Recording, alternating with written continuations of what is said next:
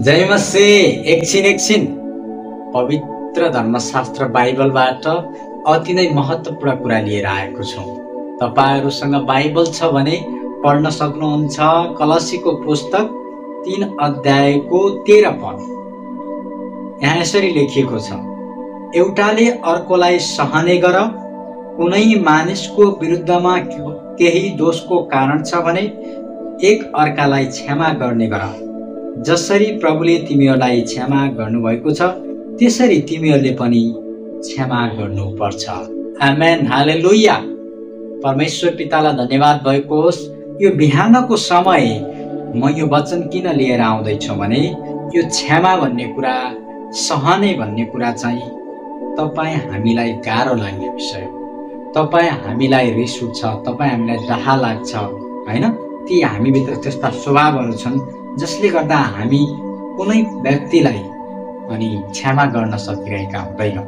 तर ख्रीष्ट येशूले चाहिँ यहाँनिर हामीलाई वचन छोड्नु भएको छ कि एकले अर्कालाई सहने गर, एउटाले अर्कालाई चाहिँ सहने गर, हैन? कुनै मानिसको विरुद्धमा कुनै दोषको कारण छ, कुनै अपराध गरेको छ भने पनि त्यसलाई चाहिँ क्षमा गर, त्यसलाई क्षमा गर जसरी ख्रीष्ट येशूले क्षमा गर्नुभयो। मित्रहरू, हिजो आज तपाईहरुले सामाजिक सञ्जालमा यत्रतत्र हेर्नुभयो होला। अमेरिकामा एकजना चार्ली कार्क नाम गरेका एकजना व्यक्ति एउटा ठुलो सभामा बोल्दै थिए, हैन? त्यो समयमा उनलाई गोली हानेर चाहिँ हत्या गरिएको थियो। अनि उनको श्रीमतीले उनको स्मृति सभामा चाहिँ यसरी क्षमा गरिन्। त्यहाँ लाखौं मानिसहरूको अनि भेला भएको थियो। On the cross, our Savior said,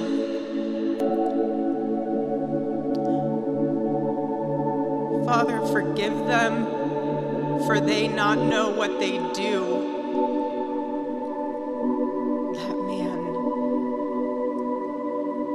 that young man, I forgive him.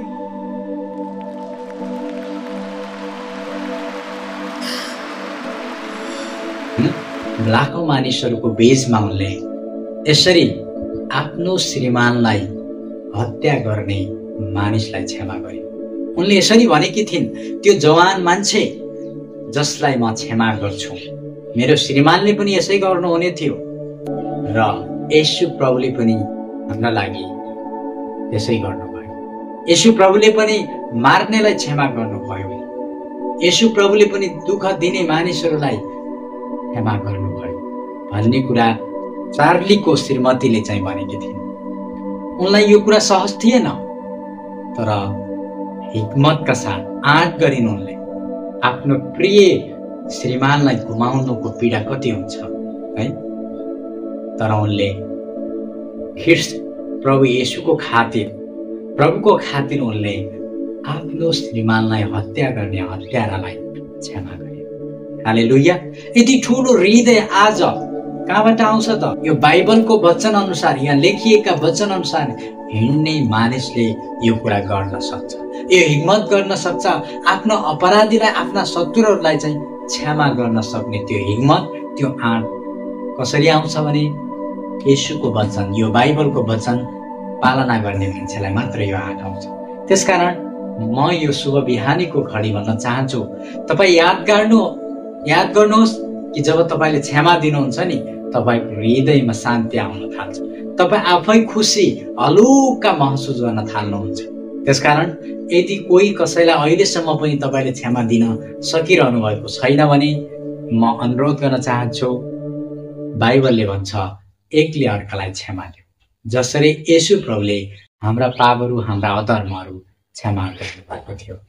त्यसकारण म आशा गर्छु यदि तपाईका कोही विरोधीहरू छन्, कोही शत्रुहरू छन्, हैन, कसैलाई अहिलेसम्म पनि अनि क्षमा दिन सकिरहनु भएको छैन भने येशूको नाममा क्षमा दिनुहोस् र तपाईले आफ्नो मनमा शान्ति ल्याउनुहोस्। जब क्षमा दिनुहुन्छ मनमा शान्ति आउँछ, मन हलुका हुन्छ।